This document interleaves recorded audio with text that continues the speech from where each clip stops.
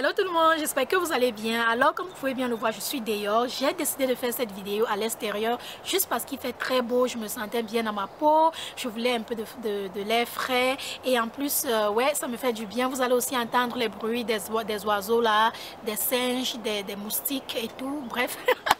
Mais ouais, il y aura un peu de bruit, c'est pas grave, c'est juste la nature, donc il faut aimer. Mais aujourd'hui, je viens vous parler de religion. De quelle religion est-ce que je suis, puisque je ne suis pas chrétienne. Je vous ai dit dans l'un de mes lives sur Facebook que je ne suis pas chrétienne, puisque je vous ai souhaité la bonne fête de Pâques, mais je vous ai dit que moi, je ne fêtais pas cette Pâques-là, puisque je suis plus chrétienne. Donc, je vais vous dire ce que je pratique maintenant, et où dirais-je, pourquoi est-ce que j'ai arrêté de pratiquer le christianisme, dirais-je. Premièrement, avant de nous lancer dans notre vidéo, j'aimerais déjà vous dire que chacun est libre de croire en ce qu'il veut, en Dieu ou pas en Dieu. Chacun est libre de choisir sa religion. Chacun est libre de faire ce qu'il veut avec sa vie, de sa vie, d'accord? Donc, je suis une grande femme, je suis une adulte. J'ai choisi la religion que j'ai choisie et ça me va, ça me convient absolument, ça me rend heureuse. Et tant que je ne te manque pas de respect, tu me manques pas de respect, on n'aura pas de problème, d'accord? Ta religion, ta vie, ma religion, ma vie, histoire terminée. On se lance. Commençons d'abord par pourquoi est-ce que j'ai arrêté d'être chrétienne ou pourquoi est-ce que j'ai arrêté de pratiquer le christianisme. L'idée d'arrêter de pratiquer le christianisme ou d'aller à l'église, en fait, a commencé il y a très longtemps. Ça a commencé quand j'avais environ l'âge de 20 ans, 21 ans. Je ne voulais plus aller à l'église. En passant, j'étais catholique. J'ai été baptisée catholique et tout. Je ne voulais plus aller à l'église à cause des choses qui se sont passées. Je vous ai dit que vous ne connaissez pas une bonne partie de ma vie. Je ne vous ai pas dit tout. Je ne suis pas aussi vieille que ça, je suis non plus aussi jeune que ça, mais j'ai vécu tellement de choses dans ma vie et je ne souhaiterais pas que la plupart des femmes vivent ce genre de choses. Beaucoup de gens ne veulent pas parler des mauvaises choses qui se passent dans les églises. Pourtant, il y a des mauvaises choses qui se passent dans les églises. Il y a les enfants qui sont abusés, les garçons comme les filles. Il y a les enfants qui sont violés, qui sont maltraités. Et ces enfants-là ne peuvent pas sortir de leur trou, exprimer leurs sentiments, dire à quelqu'un pourquoi, parce qu'on ne va pas les croire. Imaginez votre enfant vient vous dire, maman, le pasteur m'a violé. Est-ce que tu vas croire à ton enfant? Tu vas te dire que ton enfant est fou, elle est folle. Donc à cause de cela, parce que nous ne croyons pas à nos enfants n'ont pas le courage de venir nous dire ce qui les arrive, ce qu'on fait d'eux dans les églises. J'ai été victime de cela, oui, j'ai été victime. Je ne vais pas vous donner le nom de cette église où cette église se trouve juste parce que je veux protéger certaines personnes. En passant, je n'ai pas été violée dans une église, non, j'ai juste vécu un truc pareil, pas un viol mais un touchement très anormal qui n'était pas très normal pour un pasteur, voilà. Quand je grandissais, pas quand je grandissais, mais j'avais déjà environ 13 ans, 14 ans, je faisais la doctrine à l'église catholique quelque part à Douala au Cameroun. Plusieurs personnes qui regardent mes vidéos sauront de quelle église est-ce que je parle. On avait un prêtre à cette époque-là quand je faisais ma doctrine et il était un prêtre pour moi, dirais-je, qui était un abuseur. Il abusait les enfants. Donc ce qui se passait, c'est que après la doctrine, il nous demandait, il choisissait les filles qui iront dans son bureau, nettoyer son bureau et à la fin, il nous donnait les pièces de 100 francs ou 200 francs. Et ensuite, il vous appelait vers lui et ils ouvraient votre t-shirt et il se servait de vos seins. Donc, il suçait vos seins et il touchait votre corps et il vous disait de ne rien dire, de ne pas parler, de ne pas murmurer. Et ensuite, quand il finit de le faire, il remet vos seins dans votre soutien, il vous donne votre pièce et ensuite vous partez. Et il a fait avec moi, oui, mais il a aussi fait avec d'autres personnes, d'autres filles qui faisaient la doctrine avec moi que je connais très bien. Entre nous filles, on ne parlait pas de ça, mais je sais que ça les arrivait car chacune avait son tour pour aller nettoyer le bureau du prêtre. Donc quand c'était mon tour, je savais ce qui allait se passer. Quand c'était le tour de l'autre, j'imaginais juste ce qui allait l'arriver. Donc je ne sais pas si il a allé plus loin avec d'autres du point où il a violé quelqu'une, mais avec moi, plus précisément, c'était juste les seins, sucer les seins, les trucs comme ça et donner les pièces de monnaie. Il y aura des gens qui vont sortir là pour me dire que pourquoi c'est aujourd'hui que tu parles de ça. Parce que comme beaucoup d'enfants, j'avais très peur que si je disais à ma mère, maman, voici ce qui se passe à l'église, un, elle n'allait pas me croire, deux, elle allait peut-être penser que je ne veux pas aller à la doctrine, je ne veux pas faire la doctrine et tout.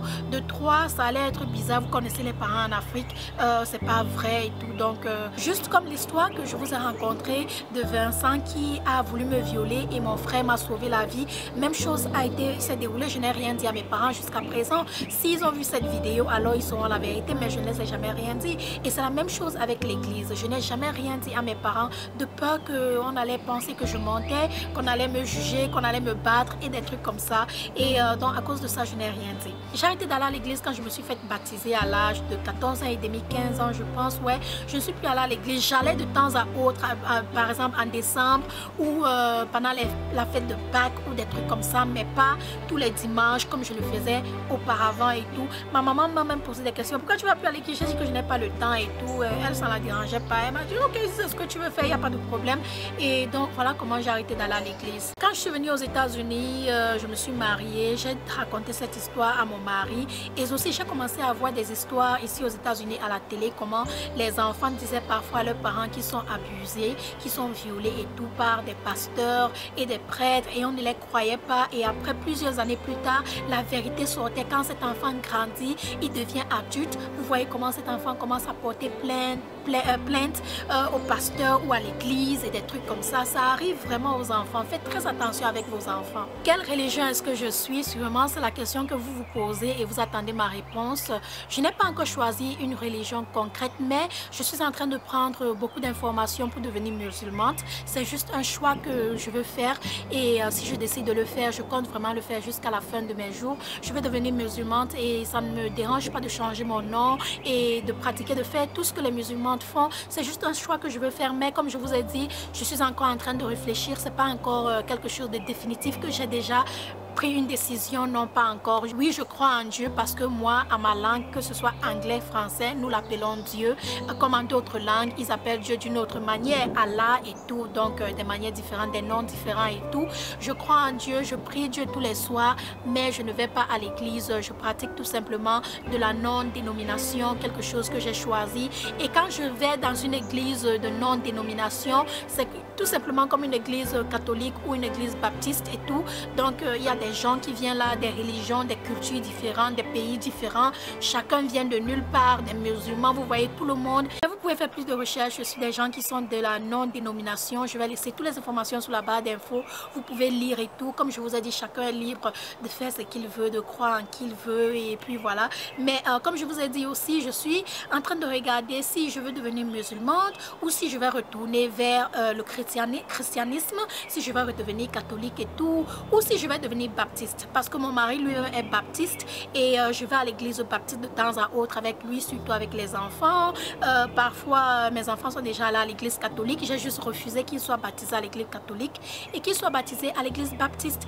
Donc j'ai trois choix, j'ai entre devenir baptiste, devenir musulmane ou redevenir catholique chrétienne. Donc c'est un choix, je dois faire ma décision. Voilà mes amours, c'est la fin de cette vidéo. Tout ce que je vais vous dire, c'est que à la fin, pas de manque de respect à qui que ce soit. Chacun est libre de croire en ce qu'il veut. Chacun est libre de choisir la religion qu'il veut. Chacun est libre de prier comme il veut, d'appeler Dieu du nom qu'il veut. Et voilà, c'est ce que moi je fais, c'est un choix. Mais ce que je vais vous dire, c'est que vous les parents là dehors et vous les jeunes enfants là dehors, s'il vous plaît, si vous êtes abusés dans une église, si vous pensez que quelqu'un est en train d'être abusé dans une église, allez auprès d'un adulte et dites à cet adulte. Et vous les adultes là dehors, commencez à croire à vos enfants.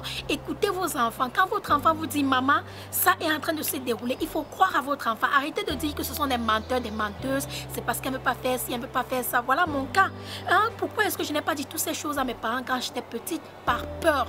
Il faut que vos enfants puissent vous faire confiance. Il faut que vos enfants soient pas seulement votre enfant, mais aussi votre ami, votre meilleur ami, que l'enfant vienne vers toi sans peur pour te dire que maman, voici ce qui se passe et que tu puisses prendre action, que tu puisses faire quelque chose. C'est la même chose à l'école. Si votre enfant vient vous dire, maman, je suis harcelée à l'école, il y a des gens qui se moquent de moi, qui m'insultent, qui me poussent, qui font ci, qui font ça. Il faut que tu puisses croire ton enfant, il faut que tu puisses prendre action, il faut que tu puisses écouter ton enfant. S'il faut changer d'école, s'il faut parler à ton enfant et dire à ton enfant, tu sais quoi, ne les écoute pas, fais ceci, ignore-les, va voir le directeur. directeur, fais comme ça. Il faut que ton enfant puisse venir te dire des choses qui se passent dans sa vie. Car on ne sait jamais, cet enfant a peut-être peur de te dire, ou peut-être l'enfant sait déjà comment tu vas réagir.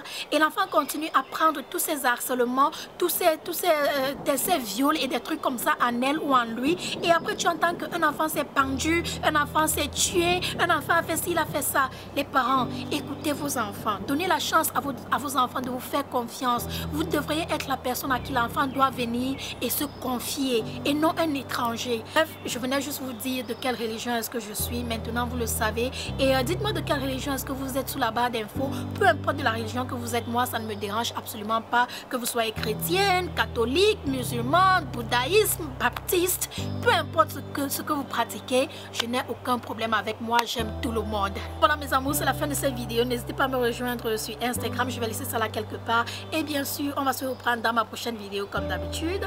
Bien de choses à vous. Bye bye.